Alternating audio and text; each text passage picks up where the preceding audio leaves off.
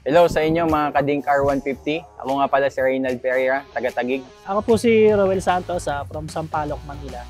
Unang-una kaya Dink R150 ang pinili ko. Kasi nakita ko yung specs niya, no? Napakaganda, siksik. Saka digital gauge panel na din siya, no? Ang mga nagustuhan ko sa Dink R, syempre yung panel niya, full LED.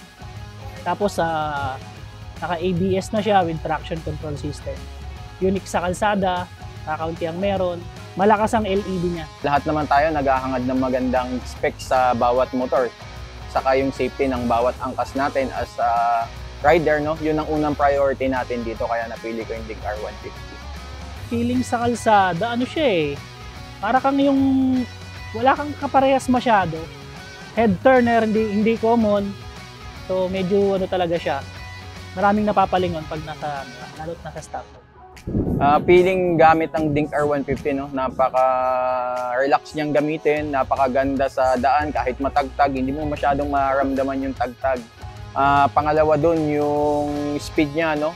Pag hindi ka bibitinin sa speed, lalo na pag sa mga mabilisang daanan. Convenient siya kasi scooter, gas and go, tapos ano pa siya, responsive, may tulin din. Unang-una, naging convenient yung Dink R150 kasi ako may business ako na motorcycle parts and accessories, no? Lahat ng karga ko na paninda, ginagawa ko is pupunta ako sa Caloocan, which is yung Dink R150 sa sobrang laki ng box or ng kaha niya, no? Napakadami yung pwedeng malagay sa likod. Pangalawa, yung sa unahan niya, no? Dito sa part na to, nakakargahan mo din siya. Which is yung iba kasi medyo yung space nila dito napakasikip. Yung Dink R150 makikita mo, medyo malaki pati yung compartment. Na-ilong ride ko siya from Manila to Kasiguran, 11 hours. Pero kung non-stop yung mga 10 hours, wala siyang walang naging aberya overall. Smooth gamitin, tapos matulin, nabibigay niya yung gusto mong speed lalo pag overtake. Tapos sa mga akyatan hindi siya hirap. Tapos yung traction control niya nagagamit dahil medyo may mga basang daan. Nadala ko ang Dink R150 simula Santo Tomas, Batangas papuntang Caloocan kasi may tindahan din ako sa Santo Tomas, Batangas ng mga motorcycle parts. No? So simula Batangas, minumotor ko yan minsan papuntang Caloocan lang.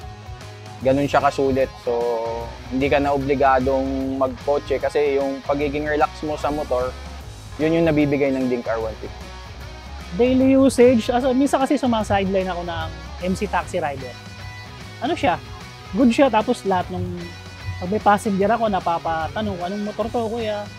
Ganda naman. Regarding sa refueling, sa totoo lang, pag pinull time ko yung MC taxi, 2 days ko siyang nagagamit. 2 days. Sa laki ng tangi niya, 10.7 eh.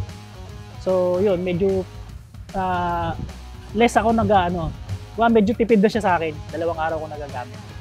Unang-una, no, sa hinabol ko talaga yung safety. Pangalawa, yung tank capacity nito napakaganda. Hindi ka na makita sa katapat nito na ibang brand na 10.8 ang capacity. Pero dito nakikita mo, chinek ko siya, kahit nagbiblink siya, may 2 liters pa siya sa loob. So ganun siya ka-convenient, no? Habang malayo ka, pag maubusan ka na ng gas, maramdaman mo pag nasa final na siya, yung level na wala ng gas, may level pa doon na mag-iiyon.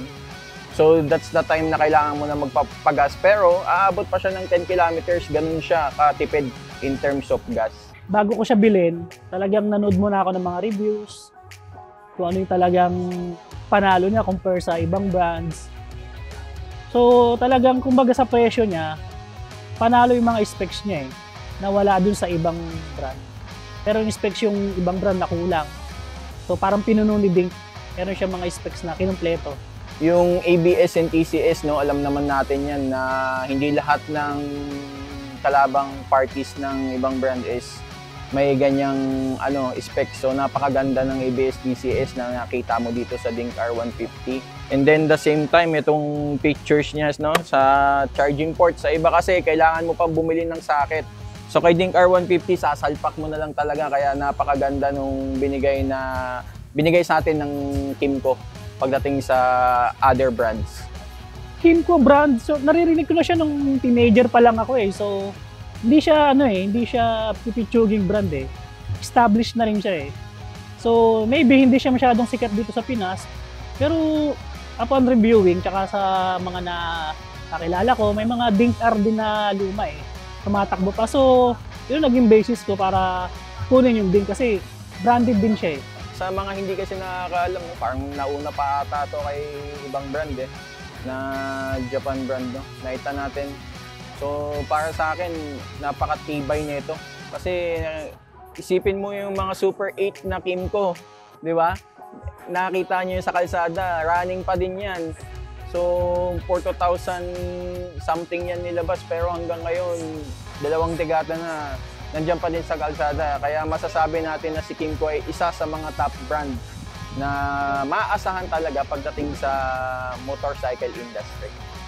Sa mga nagbabalak muna ng Dink, huwag na kayo magdalawang isip. Kuha na kayo agad.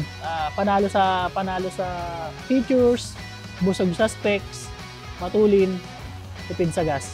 So sa mga gustong bumili ng Dink R150, no, meron akong page sa YouTube, makikita nyo doon yung kung paano ko nabili yung first motorcycle. Nandun lahat yung ating guides, pagkabili, makikita nyo doon lahat. Ang YouTube channel ko pala ay B Panther TV, no, makikita nyo yung, so nag-uumpisa pa lang tayo, pero makikita nyo lahat ng activities natin doon, simula pagkabili natin sa Dink R150 hanggang sa paggawa natin ng mga quick review, specs, no. Doon pa lang mapapanood nyo, mapapabago na yung isip nyo kung worth it ba talaga to, kung dapat nyo pambilin to, kasi lahat ng specs pinag-compare natin sa ibang brand, nakita nyo naman na napakaganda ng Dink R150. Payo ko sa mga kapwa ko rider, basta ano lang tayo, lagi lang defensive, pag masyadong mainit yung ulo sa daan. Hanggat kaya natin magpasensya tayo para iwas disgrasya. Message ko sa kapwa ko riders, no, maging patience tayo sa daan, lalo na sa mga kagaya natin naghahanap buhay sa lansangan, no, na sana maging matiisin tayo sa bawat problema sa kalsada, wag idaan sa init ng ulo, no. Kaya sa Dink R150, panalo. Kaya sa Dink R150, panalo ka!